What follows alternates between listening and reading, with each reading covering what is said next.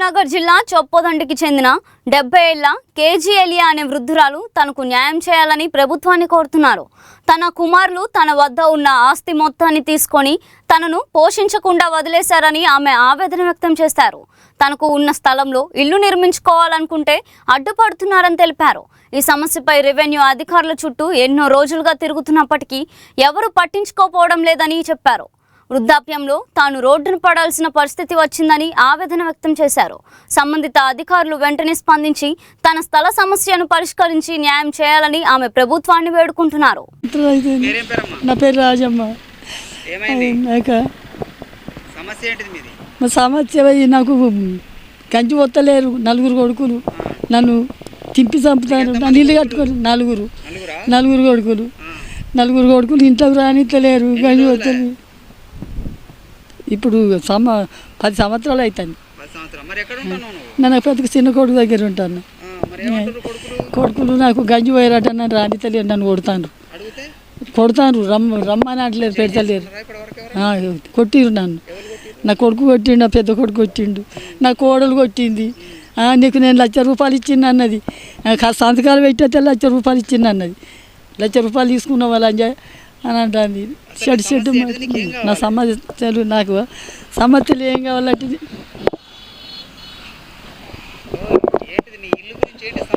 నాకు ఇల్లు కావాలి అయ్యా. వాళ్ళు నా పెద్ద కొడుకును, నా రెండో కోడలు, మూడో కొడుకు, ముగ్గురు వస్తాను అడ్డం. ముగ్గురు అడ్డ పడతాను. నాకు ఇల్లు అద్దట, అస్సలు అద్దట ఇల్లు. ఇచ్చిన సారు ఇచ్చిన. వాళ్ళు ఏమంటారు, వాళ్ళు పట్టించుకుంటలేరు. ఎవ్వరు పట్టించుకుంటలేరు.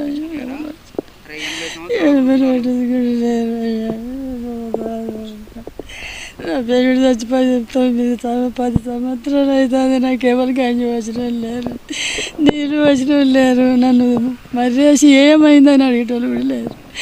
అట్లాంటప్పుడు ఏం చేయాలి సార్? నాకు అది ఇల్లు కావాలి. ఇల్లు నాకు కావాలని నేనే అంటున్నా. నేను వాళ్ళ ఇళ్ళ పట్టు నేను చంపుతానన్నది, కొడతానన్నది. మీ దగ్గర పడ్డాడు. నాకు బాగా అయినా కానీ కొడతానన్నారు, చంపుతానన్నారు వాళ్ళు. నా కాళ్ళతో నేను ఇక ఉండననే నాకు నేను ఉంటా అని ఉంటాను. అయ్యా చిన్న కొడుకుతోటి ఇప్పుడు 10 సంవత్సరాలు అవుతాయి. చూడదానే నాకు ఇంత నీడేయి అంటన్నా. నీడేయమంటే నీడ వేస్తానంటే అడ్డం తిరుగుతాను. ఉన్నోళ్ళు 4 అడ్డం తిరుగుతాను. అలా ఉండవని నువ్వుకేసి ఉండు కదా ఇంట్లో పోతేనే.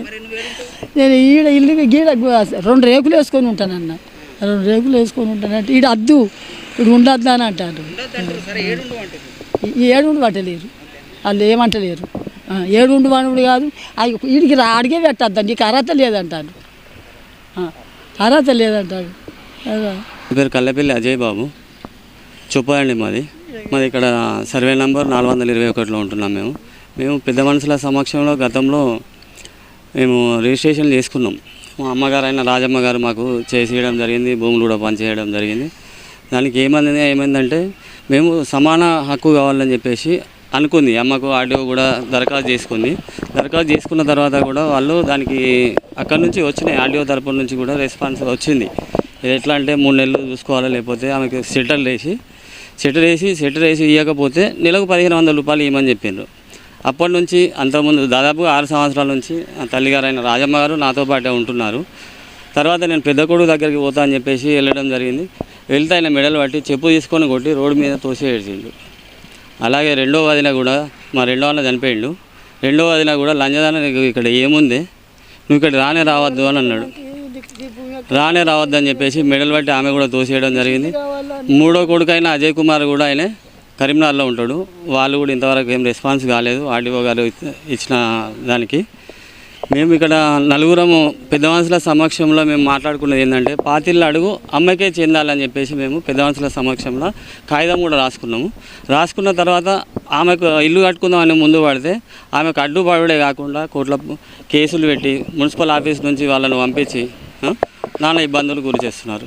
దీనికి మాకు న్యాయం చేయాలని ఇప్పుడు అమ్మకు ఇల్లు కావాలని అనుకుంటున్నాము. నేను ఒకటి రేకుల ఇల్లు నిర్మిద్దామని అనుకుంటే వాళ్ళు ఏం చేస్తున్నారు, మున్సిపాలిటీకి పోయి నా భూములు ఎందుకు కడుతున్నావు, మాకు ఏం చేసిందంటే మేము మున్సిపల్ తరఫున పెద్ద మనుషుల సమక్షంలో రాసుకున్న కాగితాలు ఉన్నాయి. ఆర్డీఓ దగ్గర నుంచి కూడా వచ్చినాయి మాకు.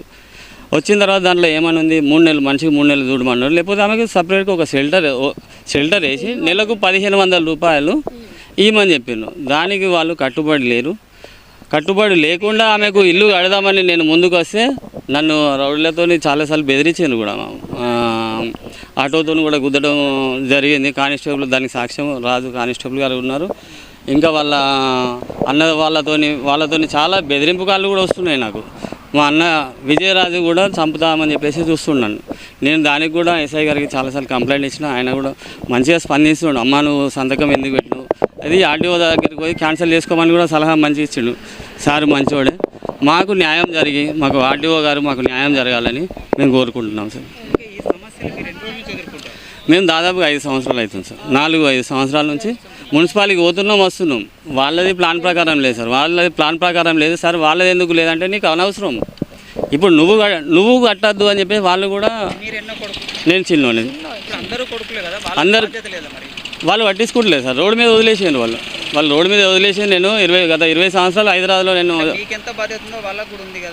ఉన్నది. వాళ్ళు పట్టించుకోవట్లేదు. వాళ్ళని ఏం అడగలేదు సార్. 2-3 సార్లు అడిగాను నేను. మరి అమ్మ పరిస్థితి ఏంది, అమ్మకు ఒకటి షెల్టర్ లాగా ఒకటి చేద్దాము అంటే ఆమె భూమి ఉంటే ఆమెను కట్టుకోమను. ఆమెకు భూమే లేదు కదా అంటోను. భూమి లేదు, మొత్తం రిజిస్ట్రేషన్ చేసి మాకు ఇచ్చింది. రిజిస్ట్రేషన్ చేసింది కదా సార్. రిజిస్ట్రేషన్ చేసిన తర్వాత ఆమెకు భూమి లేదు, భూమిని అక్కడ కట్టుకోమని చెప్పేసి విజయరాజ్ అంటుండు, లావణ్య అంటుంది, అజయ్ కుమార్ అంటుండు. వీళ్ళు ముగ్గురు అంటున్నారు. ఏమన్నా అంటే మన భూమి ఉంటే అమ్ముకొని కట్టుకోపో, ఇక్కడికి మాత్రం రానియమని చెప్పేసి చాలాసార్లు ఇంటికి పెద్ద అయిన విజయరాజు ఇంటికి పోయి నేను ఇల్లు కట్టుకుంటారా అంటే చెప్పు తీసుకొని కొట్టుకుంటూ వచ్చిండు. రోడ్డు మీద గెంటేసిండు. కొట్టిండు సార్. అది దానికి సాక్ష్యం కూడా కొత్తూరు దుర్గయ్య గారు ఉన్నారు. వాళ్ళని కూడా పిలిపిమంటే సాక్ష్యాధారంగా పిలిపిస్తాం. ఆయన దీన్ని తీర్మానం చేశాము, తనకు కన్న తల్లికి ఇది జాగా కేటాయిస్తున్నామని చెప్పి నలుగురిలో తీర్మానం అయింది సార్. దానికి ఎందుకు కట్టుబడి ఉండట్లేదు? వాళ్ళు కట్టుబడి ఉండు కాదు సార్. పెద్ద మనుషుల సమక్షంలో రమ్మన్న తర్వాత కూడా రావట్లేదు. వాళ్ళు పెద్ద మనుషులు వాళ్ళు తీర్మానం చేసిన వాళ్ళు ఉన్నారు కదా, వాళ్ళని 2 సార్లు పిలిపించినాం. అధికారులు ఏమంటున్నారంటే ఆమెకు భూమి లేదు, మేము ఎట్లా ఇస్తాం వాళ్ళకి. తీర్మానం కాగితం అది డూప్లికేట్ అంటున్నారు సార్. నమ్మడం లేదు. మీరు ఎక్కడికి సాక్షులు ఉన్న తర్వాత కూడా సాక్ష్యాధారాలు మేము తీసుకొస్తాం సార్ అంటే మాకు అవసరం లేదు, మేము పంచాయతీలు చెప్పని కూర్చున్నాం ఇక్కడ అని మాకే రివర్స్ మాట్లాడి ఎలా కొడుతున్నారు సార్. ప్రతి ఒక్కరు మున్సిపల్ కమిషనరు ఈరోజు ఇల్లు కడదామని వస్తే మున్సిపల్ నుంచి పోలీసు బందోబస్తు తీసుకొని వచ్చి ఆపేసింది సార్. ఆపేసిన తర్వాత తల్లి చాలా బాధపడి ఏడ్చి మీతో వినియోగించుకోవడానికి ఇక్కడికి వచ్చింది సార్.